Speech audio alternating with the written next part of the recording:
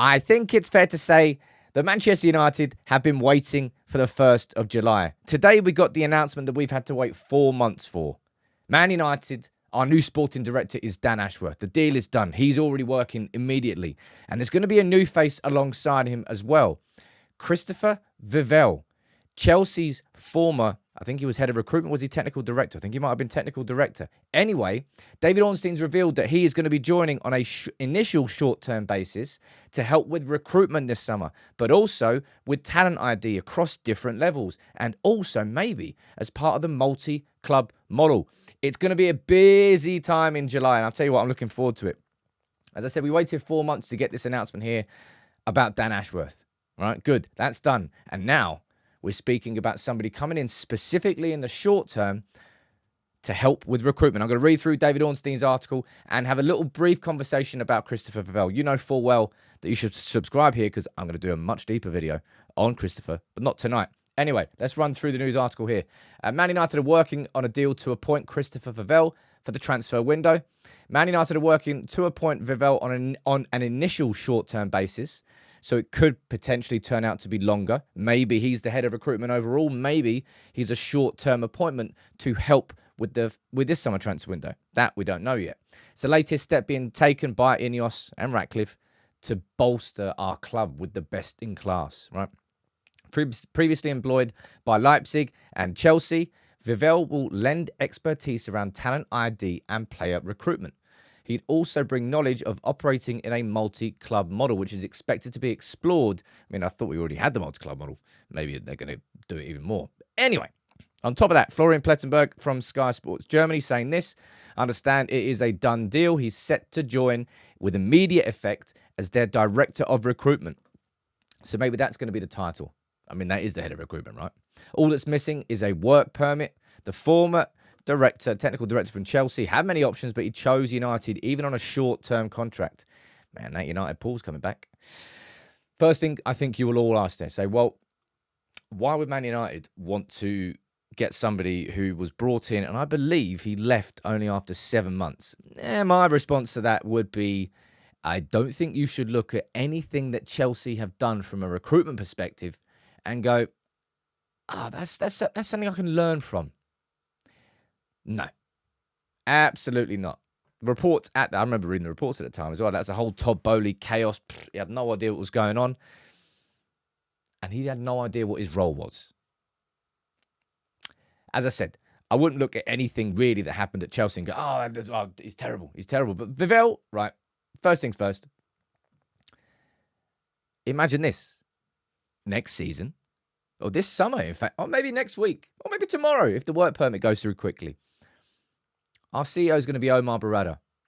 Our sporting director is going to be Dan Ashworth. Our technical director is going to be Jason Wilcox.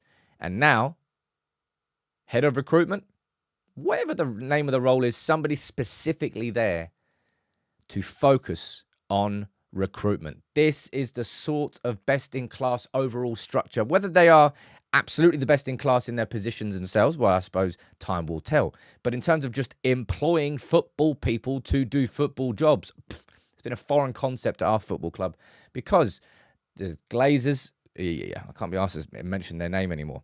But Vivell, just out of curiosity, let's take a quick look here at some of the transfers or key signings and sales that he was involved in his time at Leipzig. Patson Daka, Amadou Haidara, Szoboszlai, Adeyemi, Haaland, Sesko. I think he done pretty well there. And then selling Haidara on. I think he went to Leipzig, didn't he, from Salzburg.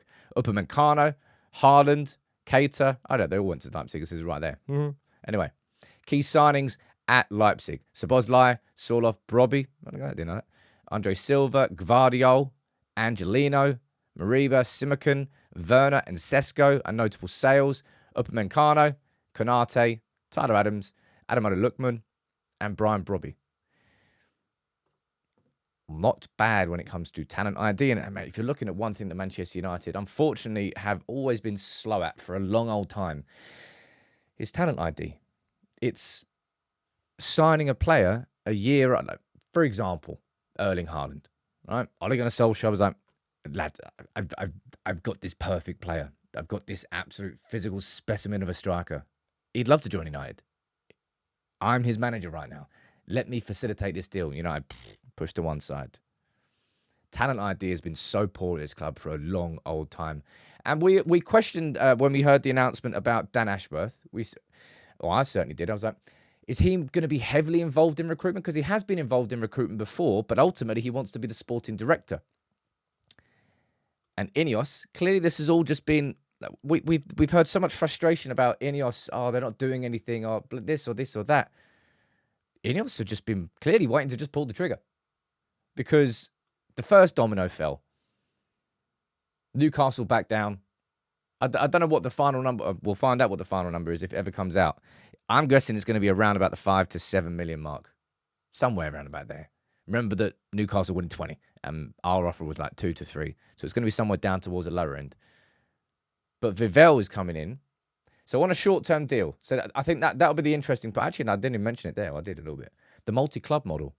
Obviously, his experience in working inside the Red Bull multi-club model, I suppose.